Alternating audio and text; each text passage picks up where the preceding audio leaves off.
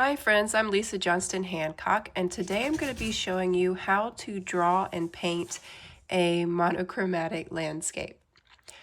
First I'd like to talk about what supplies we need today. So first you need a piece of canvas paper is ideal, but if you don't have that, you can also use a thicker piece of drawing paper and that would also work okay. What I like about canvas paper is that it's actually a piece of cloth, and you can buy these in art stores. It's called like a canvas pad or canvas paper, and it will have one side that is the woven cotton, and then the other side is primed with white gesso paint.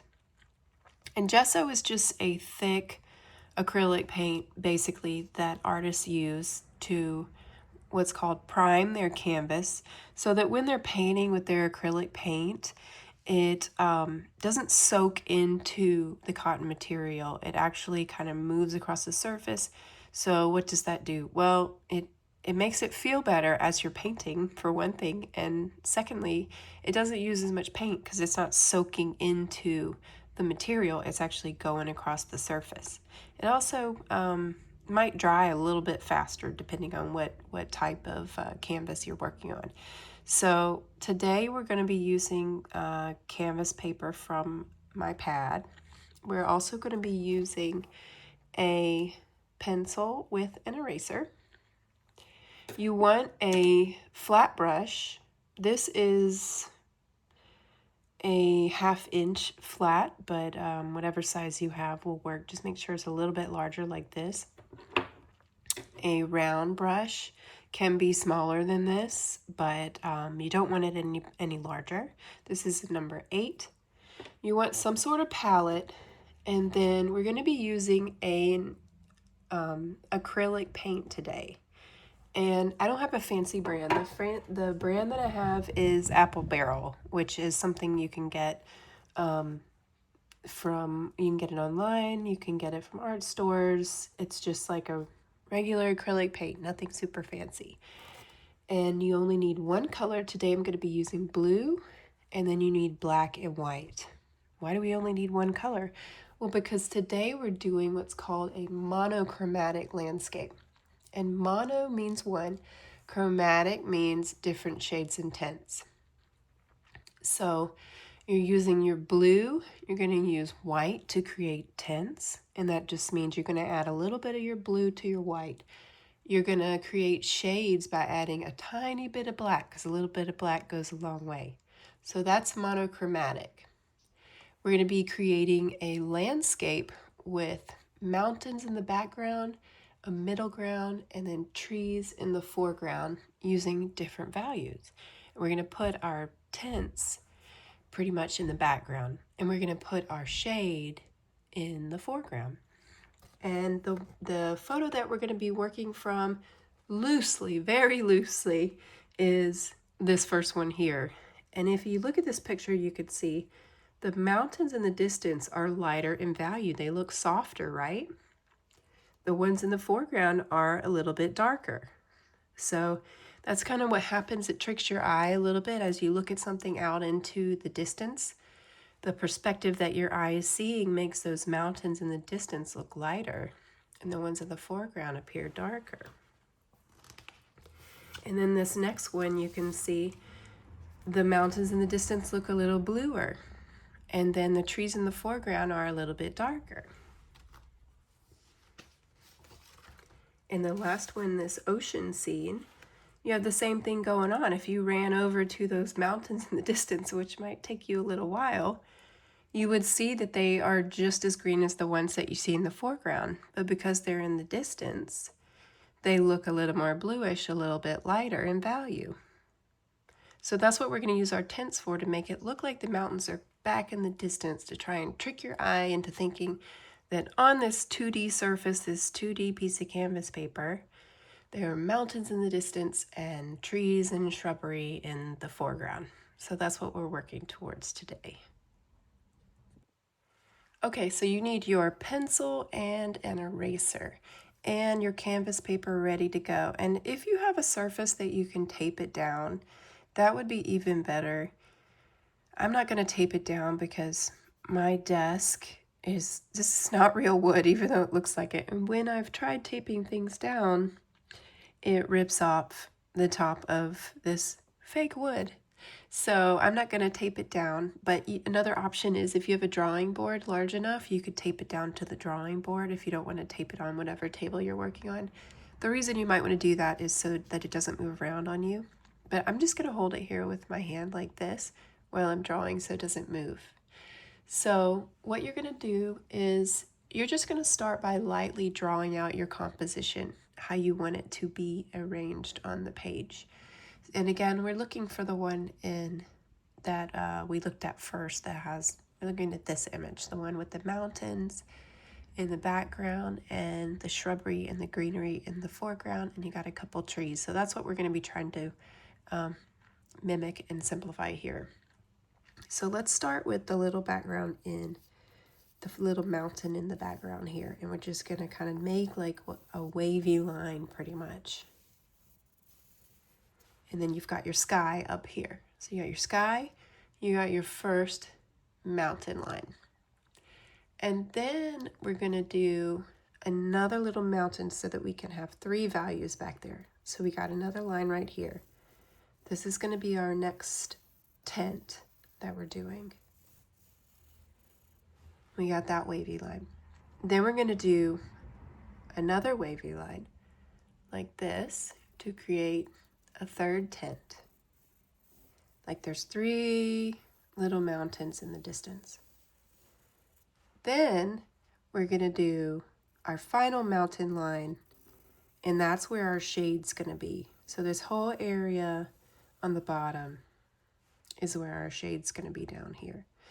At this point, you can draw in the trees, but what we're going to do is we're just going to paint our trees in when we're ready so that we can work on our 3 tints. We got this one, this value, this value, this value. So that's 3 tints where we're going to be mixing white with our blue.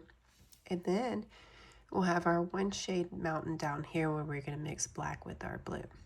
All right, so let's move on to mixing our paint. Okay, so for mixing our paint, we want to have 1 color, that's our hue, then we have white, then we have black. And do you see how I put it along the edge here? I did that so that I can do my mixing in the center right here. And if you don't have a butcher's palette or a regular palette, you can also use a paper plate. It's just helpful if you make sure that that paper plate is white so that you can see all the colors that you're mixing. Another option is a piece of parchment paper. You can actually buy palette paper that is basically parchment paper that you can rip out of a palette, but it's much less expensive to buy and cut parchment paper. So there's a little tip.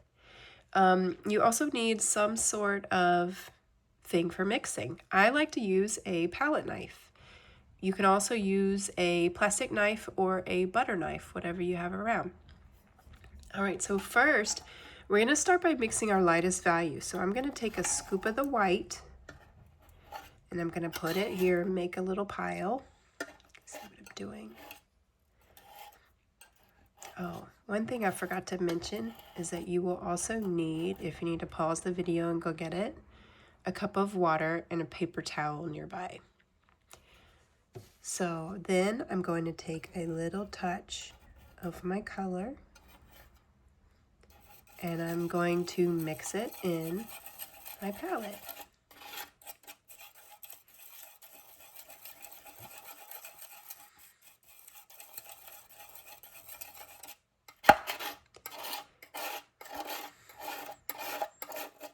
And I think I want this to be lighter since this is the first one. So what I'm going to do is take more of the white, and then I'm going to make this lighter. See how it makes it a little bit lighter?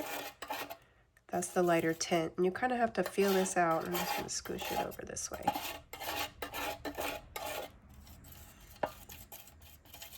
Keep going until you get it the value that you want. So I'm going to do a little more white. And that's what I'm going to use for my lightest value. You should have a good amount of this. You should have You see, this is a lot, because what I'm going to do after this is I'm going to take a little bit of this and then add a little more blue to it 2 more times. So you should have a good amount of this light tint. Okay, then I'm going to put it over to the side. I'm going to take my flat brush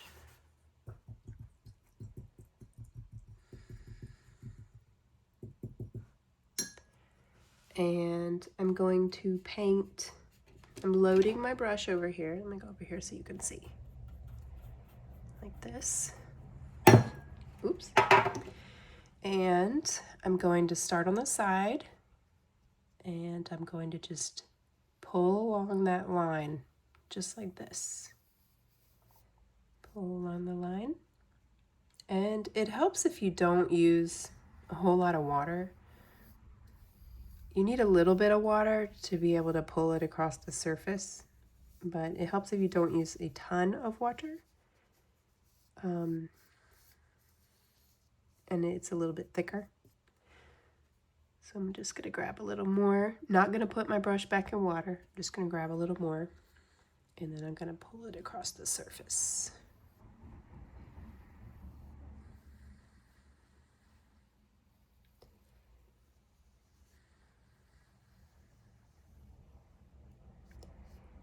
All right.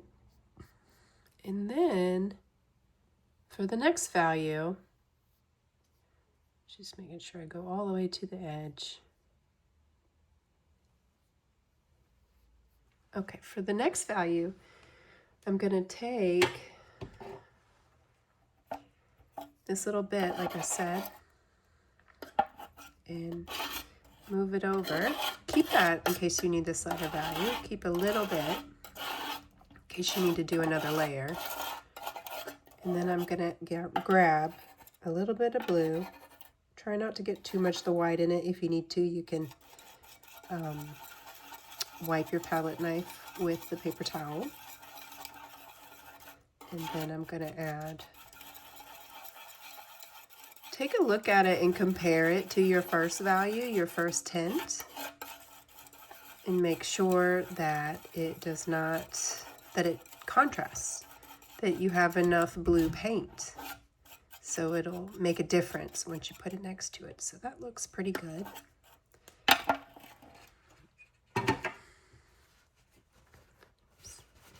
So I'm gonna, again, I'm over here loading my brush with the new color, and I'm gonna pull across. And it's okay if you overlap your other little mountain here.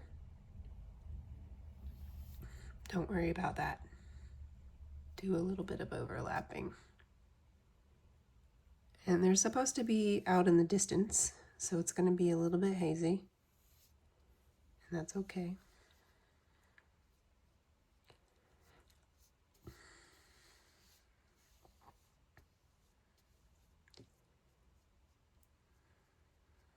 Okay.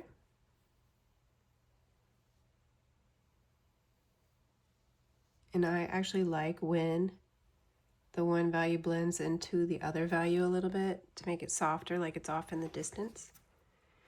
All right, so then we're gonna do that one more time.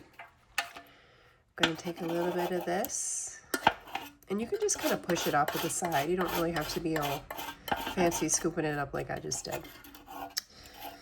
And at this point, I think I'm gonna wipe my palette knife so I don't get any more tint into the blue. So then I'm gonna take more blue and I'm gonna make another value. So now I have 3 values, 3 different tints.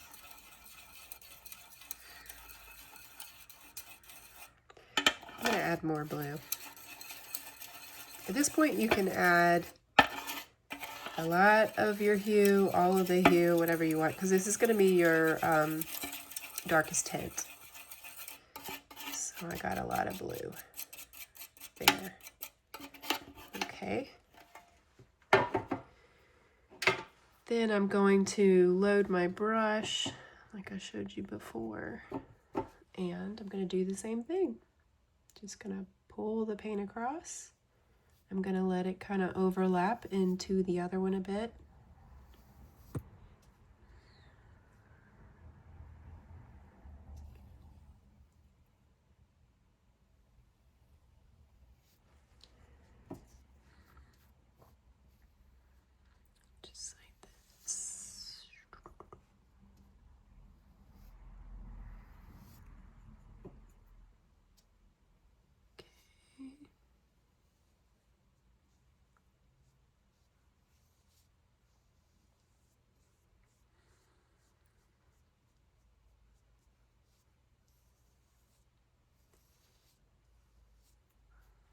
Okay, I'm gonna wipe my brush, and then we're gonna do something similar with the shade, but let's see. I think I need, we'll see if this is enough blue for shade. You might need a little more blue there. I'm gonna put a little more blue. Just a second. If you need more paint, add a little more paint. So I'm just squeezing out a little more blue just because I don't want any white in this. Okay, so I got a little more blue here. I got a pile right there. I'm just gonna do a touch of black to start and see, to start to get our shade. And do you see how that just kind of starts to overpower it? So test it out first. All right, let's see. We can add some more. I test it out first to make sure, because once you put too much black, you can't change it. I was gonna make a rhyme, but I'll just say you can't change it. Okay, a little more. Okay, I think that's what we want. I don't want it super black. Well, let's look. Yeah, I think that's good. Because I want evidence of our original color in the shade. I don't want it to be pure black. Okay, so that's what I'm going to be using for the final mountain. And then I'll show you how to draw the trees. So again, you want your flat brush, and I'm going to load it over here again like I've done every time. And I'm just going to fill this area. So this is our mountain in the foreground.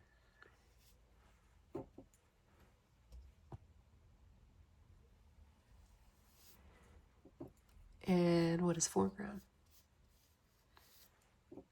Well, it's the subject matter that's in the front, right? Oh, I saw that. Did you see that? I'm gonna take this. I got a little bit of black. There we go. Okay. Keep going.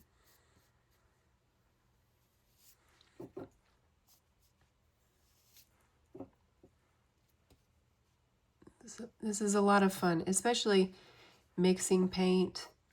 Mixing paint can be so relaxing if you take the time to do it right. So in my class that I do in person, I usually bring, so we didn't paint the top so you can hold it there if you need to. I usually bring a hair dryer in case we need to dry a little bit for this next part. So the next part's gonna be adding the trees. And if you need to mix more paint, more for your shade, you can do that too, because I might need to. I'm looking now to decide if I need to make a little more shade color. And you can do more shades if you want. Like if you want to do, for your shrubbery, if you want to make an even darker value, but remember black is very overpowering. It will quickly take over your entire color, so just be mindful of that the black will do that. All right, so look how pretty that is. Isn't that pretty? And you can use any color. You don't have to use blue. I chose blue. It's one of my favorite colors to work with, but if you want to do, another one of my favorite colors is orange. You could do orange. You could do red. Okay, so I am going to let this dry a little bit. So if you're working at home, maybe just step away, get a snack, get some tea, let it dry, and then come back to it in a few minutes just so you can set for a little bit. In my class, I'm going to bring a hair dryer and we're going to dry it a little bit. But if you would like to I encourage you to just take a minute, go do something else, and then come back to it to finish this next part. Okay, I stepped away for a little bit, which allowed my painting to dry a little bit. And so I'm going to use, it's not completely dry, and that's okay. It's still wet in a couple spots, but it's dry enough to where when I get ready to pull these trees out, it's not going to smear anything too badly. So I'm going to load my round brush with the darker shade that I made. It's like the blue with a little bit of black. And that just means that I've now coated the entire brush with paint. It's not super gloopy. It's evenly coated around. And I'm going to use the point to pull up a couple trees. I don't want them to all be the same height. I'm going to start at the bottom, and I'm going to have one that maybe comes up like this way. And if you don't use enough paint, then it's going to have like a dry brush effect, which we don't want. So I'm just going over it again like this. And you basically want a line that comes down like this for the tree. And it had a little bit of blue in it. Oh, I see. I touched that over there, but I kind of like that. I don't know about you. But I kind of like it. All right, and you don't want them to be different heights. So I'm going to have another one that comes like maybe from here. And it goes up this way. And trees, if you look at a tree in real life, they're not all going to be the same height, first of all. And they're going to be skinnier at the top and then fatter as they go towards the bottom. So make sure that you do that. And they're not going to be perfectly straight. So if they're kind of crooked, that's okay too. I don't want to do one straight in the center. So I'm going to do one, say like here, a little bit shorter. And then I'm going to do one over here, a little bit taller maybe. My hand shakes when I paint, which is kind of perfect for drawing trees and things in nature because they're not perfect. They're going to be kind of shaky looking.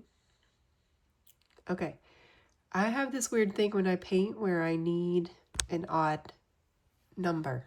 So how many do we have here? We have 4, so we're going to do 5 trees.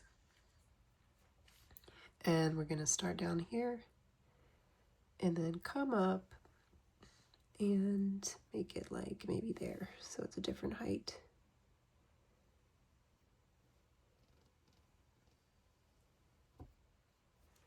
Okay, there's our tree trunks. Okay, for the trees, we don't want them to look like a bunch of dead trees. We want to add a little bit of leaves. So we're going to start at the top, and we're going to use our flat brush. And you might want to practice over here if you have an open spot on your palette. We're just going to kind of dab it and bounce the brush around so it looks like leaves. So we're going to come over here and start at the top. And again, you kind of use like the corner of your brush and you just dab it. And we'll create a little bit of texture with this, kind of like if you've ever seen Bob Ross, this definitely reminds me of a Bob Ross technique. But the key is to not have it look the same. Make sure that you dab a little more in some places, less in others. And then as you go down, the leaves are going to start getting fatter towards the bottom. So this one goes all the way down. So we're going to make the leaves a little bit fatter. And guess what? As you get down here, when this dries, you might not see what's down here as much, and that's okay. We still know with our eyeballs it's going to be there. So I did the same thing. I practiced dabbed on my palette. Then I'm going to come over here and I'm going to dab. And you can press down a little bit harder. That'll make it look like the leaves are a little bit closer together. You know, a little more dense in some places.